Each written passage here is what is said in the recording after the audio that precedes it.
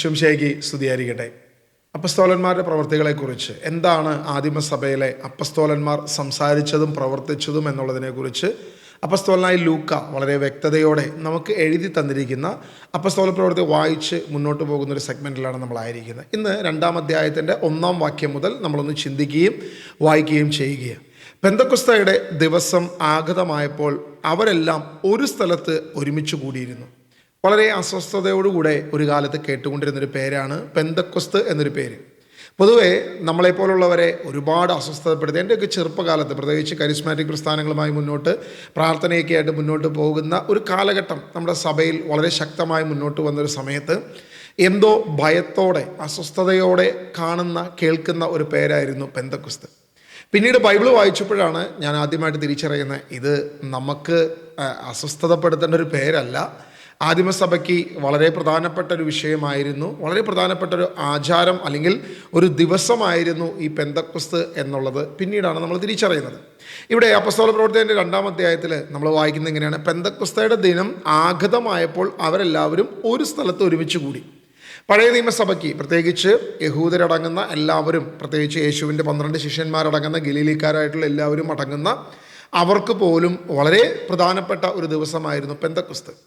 യഹോവയായ സർവശക്തനായ ദൈവം പഴയ നിയമത്തിൽ മോശയോട് കൽപ്പിച്ച ലേവ്യ പുസ്തകത്തിൽ കൃത്യമായി നമ്മുടെ മുൻപിൽ 23-ാം അധ്യായത്തിൽ അതിൻ്റെ 15 മുതൽ വാക്യങ്ങൾ നമ്മളോട് പറഞ്ഞ സാബത്തിൻ്റെ 7 സാബത്ത് ഒരുമിച്ചായിരിക്കുന്ന 7 49 ദിവസത്തിൻ്റെ പിറ്റേ ദിവസം, അതായത് 50-ാം ദിവസം, പെസഹായുടെ അവിടം തുടങ്ങി എണ്ണിക്കഴിഞ്ഞാൽ 7 സാബത്തിന് ശേഷം വരുന്ന പിറ്റേ ദിവസം 50-ാം ദിവസം നിങ്ങളെല്ലാവരും ഒരുമിച്ച് കൂടുകയും അത് ഒരു ദിനമായി ആഘോഷിക്കുകയും ചെയ്യണം, പെന്തക്കൊസ്തായി ആഘോഷിക്കുകയും ചെയ്യണമെന്ന് സഭയോട്, പഴയ നിയമസഭയോട് കർത്താവ് അരുളി ചെയ്തൊരു ദിവസമായിരുന്നു. അവർ വളരെ പ്രധാനമായി അത് ആഘോഷിച്ചിരുന്നു.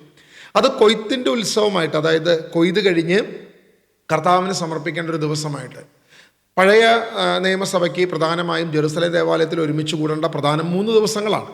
ആ ദിവസത്തിലെ ഏറ്റവും പ്രധാനപ്പെട്ട ദിവസമാണ് പെന്തക്കൊസ്ത ദിവസം. അതായത് പെസഹ ദിവസവും പെന്തക്കൊസ്ത ദിവസമൊക്കെ അവരൊരുമിച്ച്, ഏത് ദേശത്താണ് ഒരു യഹൂദനെങ്കിലും, അവർ എവിടെയെങ്കിലും ചിതറിപ്പാർക്കുന്ന പല ദേശത്താണെങ്കിലും ഈ പെന്തക്കൊസ്തിൻ്റെ ദിനമാകുമ്പോൾ അവർ തിരിച്ച് ജെറുസലേം ദേവാലയത്തിൻ്റെ അടുത്ത് അവരുടെ ബന്ധുക്കാരിലേക്ക് വീട്ടിൽ വന്ന് താമസിക്കുകയും പെന്തക്കൊസ്ത ആഘോഷിക്കുകയും അല്ലെങ്കിൽ പെസഹ ആഘോഷിക്കുകയും ചെയ്ത് ഒരുമിച്ച് പോകുന്നൊരു കാലഘട്ടത്തിലാണ്. അപ്പോൾ വിവിധ ദേശങ്ങളിലും വിവിധ രാജ്യങ്ങളിലും ചിതറിപ്പാർക്കുന്ന എല്ലാവരും ഇവിടെ ഒന്നിച്ചു കൂടണമെന്ന് ദൈവത്തിൻ്റെ കൽപ്പനയുള്ള ദിവസമാണ് ഇത്. ശിഷ്യന്മാരെല്ലാവരും കൂടി ഒരുമിച്ച് കൂടിയതായിട്ട് അപ്പസ്തോല പ്രവൃത്തിയുടെ 2-ാം അധ്യായം 1-ാം വാക്യം വായിക്കുന്നത്. അവിടെ സംഭവിക്കുന്ന കാര്യങ്ങളെക്കുറിച്ച് അതിൻ്റെ 2-ാം വാക്യം പറയുന്നുണ്ട്: കൊടുങ്കാറ്റടിക്കുന്നത് പോലെ ഒരു ശബ്ദം പെട്ടെന്ന് ആകാശത്തു നിന്നുണ്ടായി, അത് അവർ ഇരുന്ന വീടിന് മുഴുവൻ നിറഞ്ഞിരുന്നു. ഈ ദിവസത്തെക്കുറിച്ച് നമ്മൾ പഴയ നിയമത്തിൽ ഇതിൻ്റെ പ്രാധാന്യത്തെക്കുറിച്ച് ലേവ്യ പുസ്തകത്തിൽ പറയുന്നതിനെക്കുറിച്ച് നമ്മൾ പറഞ്ഞു. ആ വാക്യം ജസ്റ്റ് ഒന്ന് വായിക്കുക. സാബത്തിൻ്റെ പിറ്റേ ദിവസം മുതൽ, അതായത് നിങ്ങൾ നീരാഞ്ജനത്തിൻ്റെ കതിർപ്പിടി കൊണ്ടുവരുന്ന ദിവസം മുതൽ 7 പൂർണ്ണവാരങ്ങൾ ഉണ്ടാകത്തക്ക വിധം നിങ്ങൾക്കായി കണക്കാക്കാം. 7-ാമത്തെ സാബത്തിൻ്റെ പിറ്റേന്ന് വരെ 50 ദിവസം നിങ്ങൾ കണക്കാക്കണം. എന്നിട്ട് കർത്താവിന് ഒരു നവധാന്യയാഗം നിങ്ങൾ സമർപ്പിക്കണം. 2 ഇസ്രോൻ നേരിയ മാവ് കൊണ്ട് 2 നീരാഞ്ജനയപ്പം നിങ്ങളുടെ വസതികളിൽ നിന്നും നിങ്ങൾ കൊണ്ടുവരണം. അവ പുളിപ്പുള്ളതും ചുട്ടതുമായിരിക്കണം. കർത്താവിനുള്ള ആദ്യ ഫലാർപ്പണം അത്. അതായത് അവരുടെ കൊയ്ത്ത് കഴിഞ്ഞ് ക്രിസ്തുവിന് സമർപ്പിക്കുന്ന ആദ്യത്തിൻ്റെ ഫലത്തിൻ്റെ അർപ്പണം നടത്തുമ്പം അത് പുളിപ്പുള്ള അപ്പം കൊണ്ട്, നേരിയ പുളിപ്പുള്ള അപ്പം കൊണ്ട് വേണമെന്ന് വ്യക്തമായിട്ട് പറഞ്ഞിരിക്കുക. ഇവിടെ ജനത്തെ പ്രതിനിധീകരിക്കുന്ന ജനങ്ങൾ അവരുടെ പാപങ്ങൾക്ക് വേണ്ടി ദൈവത്തിന് സമർപ്പിക്കുന്ന ബലി നേരിയ പുളിപ്പുള്ളതായിരിക്കണമെന്ന് പറഞ്ഞത് അവരുടെ പാപങ്ങൾ തന്നെ ദൈവസന്നിധിയിൽ സമർപ്പിക്കുകയാണ്. എന്നാൽ നമ്മളിപ്പോൾ ആഘോഷിക്കുന്ന പെസഹ, അല്ലെങ്കിൽ ഇവിടെ അപ്പസ്തോല പ്രവൃത്തിയിൽ കാണുന്ന പെസഹ എന്താണെന്ന് ചോദിച്ചാൽ, ഒരു പുളിപ്പുമില്ലാത്ത, പുളിപ്പ് പാപത്തെയാണ് പൊതുവെ സൂചിപ്പിക്കുന്നത്. യേശുക്രിസ്തു പറയുന്നുണ്ട്, ഫരിസേയരുടെ പുളിമാവിനെ സൂക്ഷിച്ചുകൊള്ളുവിൻ. അവരുടെ പുളിപ്പ് എന്ന് പറയുന്നത് അവരുടെ പാപത്തിൻ്റെ, അവരുടെ തുറക്കാനാകാത്ത കണ്ണുകളെക്കുറിച്ചൊക്കെയാണ് യേശു അവിടെ പ്രധാനമായിട്ട് സൂചിപ്പിക്കുന്നത്. ഇന്നും നമ്മുടെ മുൻപിൽ ഈ മേഖലയുണ്ട്, ഈ പുളിപ്പ് നമ്മുടെ ഇടയിലുണ്ട് എന്ന് നമ്മൾ സൂചിപ്പിക്കുന്നുണ്ട്, അല്ലെങ്കിൽ ചിന്തിക്കുന്നുണ്ട്. എന്നാൽ നമുക്ക് വേണ്ടി ബലിയർപ്പിച്ച, നമുക്ക് വേണ്ടി യാഗമായ, നമുക്ക് വേണ്ടി പരിഹാര ബലിയായി തന്നെ സമർപ്പിച്ച ക്രിസ്തുവിനെ കുറിച്ച് പറയുന്നത് അവന് പുളിപ്പില്ലാത്തത്, അതായത് ഒരു പാപവും ഇല്ലാത്ത.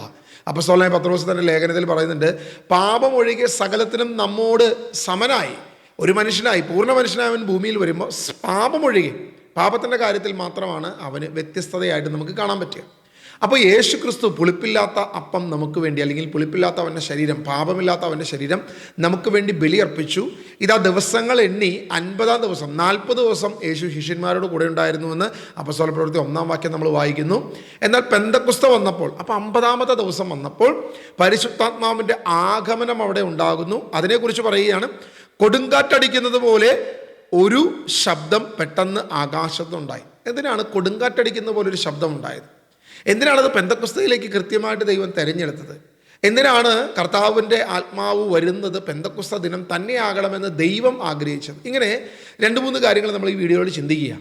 ഒന്നാമത്തെ വിഷയം, പെന്തക്കോസ്ത തന്നെയാകണമെന്ന് ദൈവം ആഗ്രഹിച്ചത് സകല ഇസ്രായേലും അവിടെ ഉണ്ടാകണമെന്ന് ദൈവഹിതമായിരുന്നു. കാരണം യഹൂദനായിട്ടുള്ള, ഇസ്രായേലായിട്ടുള്ള ദൈവം തിരഞ്ഞെടുത്ത തൻ്റെ ജനത്തിലെ 12 ഗോത്രങ്ങളിൽ ആരെങ്കിലും ഒരുവനുണ്ടെങ്കിൽ പെന്തക്കോസ്ത ദിനത്തിൽ അവൻ ജെറുസലേം ദേവാലയത്തിൽ ബലിയർപ്പിക്കാൻ, ദൈവത്തെ ആരാധിക്കാൻ വരണമെന്ന് കൽപ്പന പാലിക്കുന്ന സകലരും ഇതാ പുതിയ യുഗത്തിൻ്റെ, അതായത് നിയമയുഗത്തിലായിരിക്കുന്ന സകല ജനവും പുതിയ പരിശുദ്ധാത്മാവിൻ്റെ യുഗത്തിലേക്ക് കടന്നു വരുന്ന ആ വിളംബരം, പരിശുദ്ധാത്മാവിൻ്റെ ആഗമനം, അത് ലോകം മുഴുവൻ പ്രഖ്യാപിക്കപ്പെടണം. ഏറ്റവും പ്രധാനമായി പ്രഖ്യാപിക്കപ്പെടേണ്ടത് യഹൂദരുടെ നടുവിൽ, പ്രത്യേകിച്ച് ഇസ്രായേൽ സമൂഹത്തിൻ്റെ നടുവിൽ, നിയമത്തിൽ ആശ്രയിച്ചിരിക്കുന്ന ജനത്തിൻ്റെ നടുവിൽ അത് പ്രഖ്യാപിക്കണമെന്ന് ദൈവഹിതമാണ്. അതിൻ്റെ പ്രഖ്യാപനമാണ് ഇവിടെ നടക്കുന്നത്. അതിനു വേണ്ടിയിട്ടാണ് എല്ലാവരും ഒന്നിച്ചു കൂടുന്ന ദിവസം തന്നെ ദൈവം തിരഞ്ഞെടുത്തത്. 2, അത് കൊയ്ത്തിൻ്റെ ഉത്സവമാണ്. കാരണം വിളവെടുത്ത് കഴിഞ്ഞ് നിൽക്കുന്ന ഒരു ദിവസമാണ്. ഇന്ന് കർത്താവായ യേശു ക്രിസ്തു പരിശുദ്ധാത്മാവിൻ്റെ ആഗമനത്തിൽ ആ കൊയ്ത്തുത്സവത്തിൽ തന്നെ ആക്കണമെന്ന് ദൈവം ആഗ്രഹിക്കുന്നതിന് മറ്റൊരു കാരണമുണ്ട്.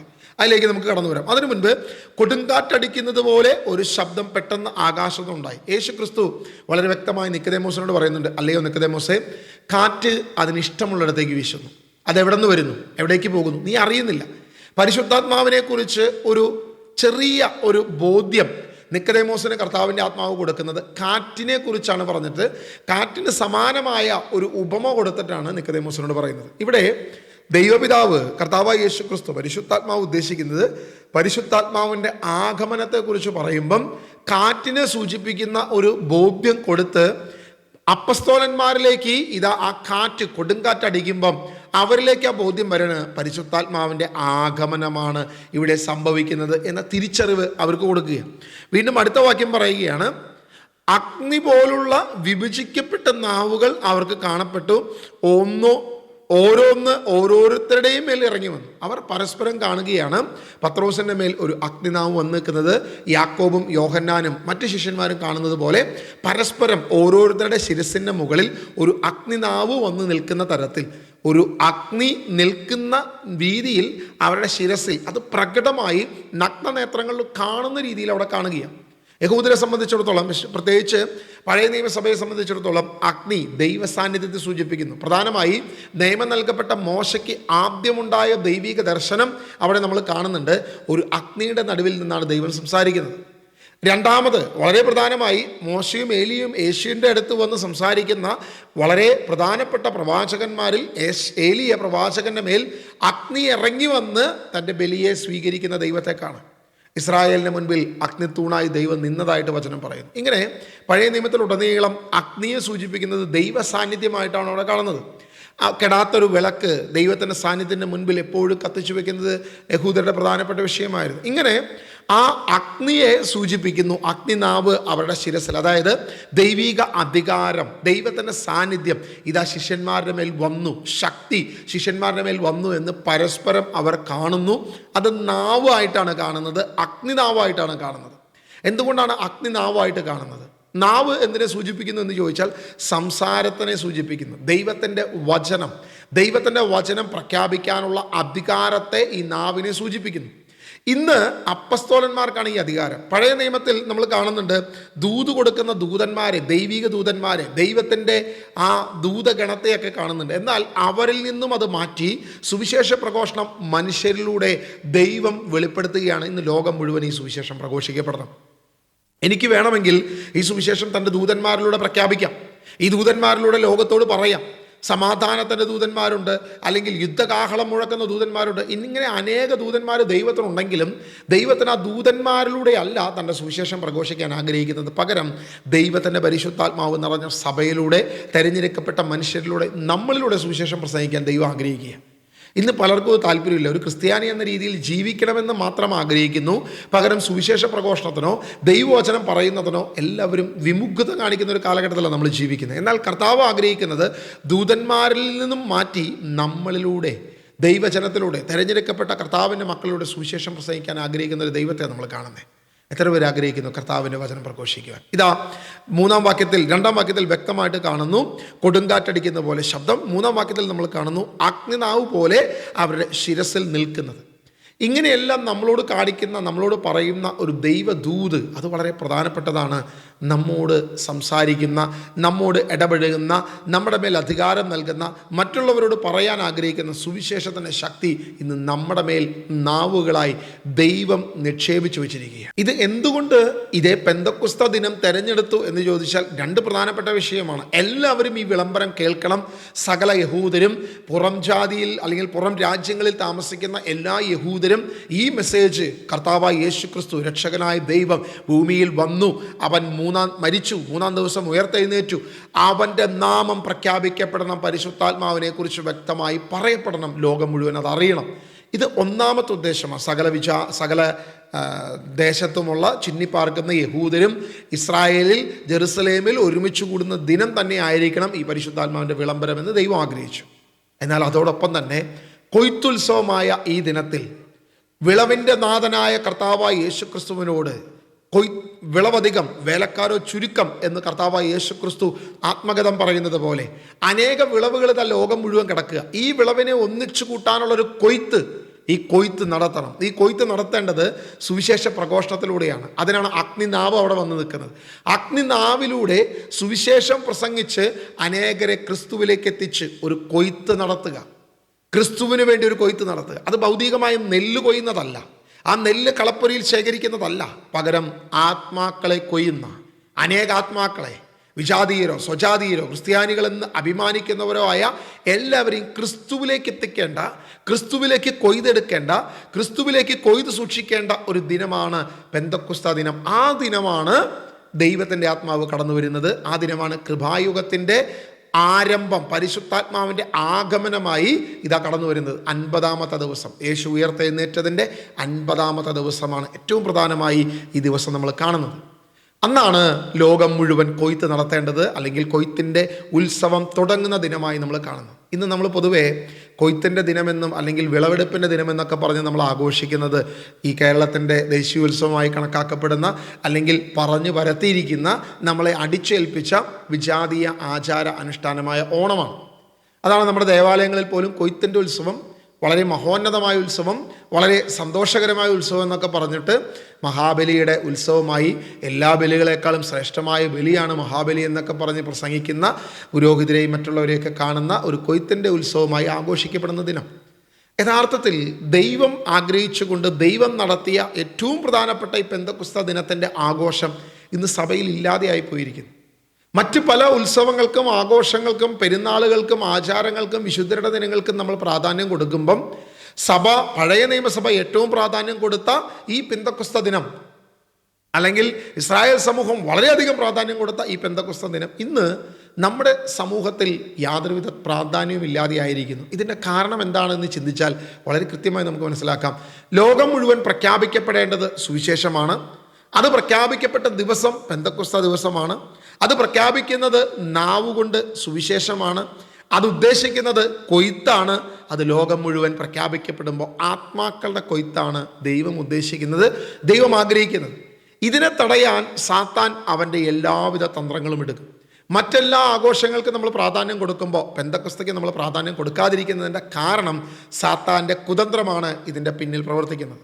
കാരണം ഇത് നാവുകൾ സുവിശേഷം പ്രഘോഷിക്കുന്ന, വിളവധികം കൊയ്ത്തുകാരോ ചുരുക്കം, അങ്ങനെ കൊയ്ത്തുകാരെ നേടുന്ന, കൊയ്ത്തുകാരെ ഒരുക്കുന്ന, കൊയ്ത്തുകാരെ ബലപ്പെടുത്തുന്ന ഒരു ദിനമാകയാൽ ഈ ആഘോഷം ഒരുപക്ഷെ സഭയിലൊരു പുത്തൻ ഉണർവുണ്ടാക്കുകയും അനേകർ ക്രിസ്തുവിനെ അറിയാതിന് കാരണമാകുകയും ചെയ്യുമെന്ന് സാത്താൻ അറിയാം. അതുകൊണ്ട് സാത്താൻ അവൻ്റെ എല്ലാ തരത്തിലും തന്ത്രപരമായി ഇതിനെ ബ്ലോക്ക് ചെയ്യും.